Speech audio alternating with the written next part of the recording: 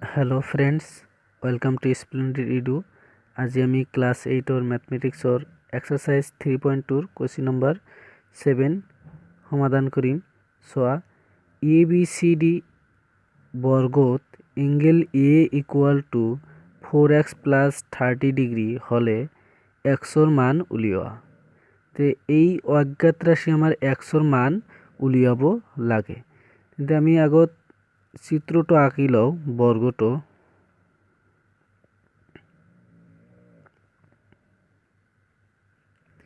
A B C D A B C D এটা বর্গ। কিন্তু এই এ কোণটো সমান সমান কি দিয়া আছে 4x প্লাস 30 ডিগ্রি এ কোণটো দিয়া আছে। তেন্তে আমি জানো বর্গর প্রতিটো কোণ কি হয় 90 ডিগ্রি হয়। তেন্তে আমি এর হলনে আমি কি লিখিব পাৰো 90 ডিগ্ৰি লিখিব পাৰো। তে ইয়াত আমি সমাধান কৰিম এতিয়া। সোয়া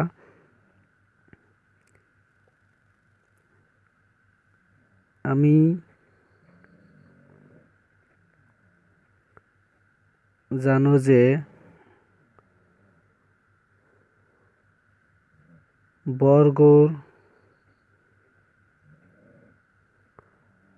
প্রতিটো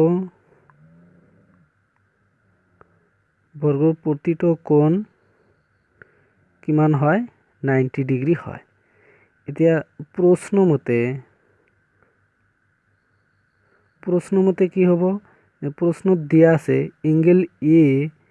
angle A equal to 4x plus 30 degree. কিন্তু আমি এর হলনে কি লিখিব পাৰো এৰ হলনে লিখিব পাৰো 90 ডিগ্রি, কারণ বর্গর এ কোণ দিয়া আছে। কিন্তু বর্গর প্রতিটো কোণ 90 ডিগ্রি হয়।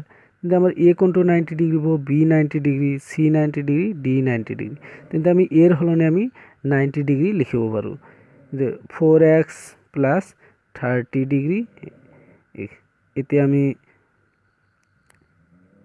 4x প্লাস 30 ডিগ্রি আমি বাওফালে ইফালে লিখো 4x plus 30 degree equal to 90 degree. একে কথা আমি হলনি কৰিছো কেৱল 4x equal to 90 degree 30 degree আমি সোফালে ললে মাইনাসৰ হ'ব 30 ডিগ্ৰি।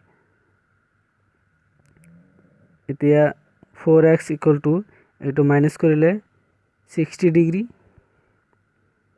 এতিয়া 4 এৰে দুয়োফালে হৰণ কৰিলে x ইকুয়াল টু হ'ব 15 ডিগ্ৰি।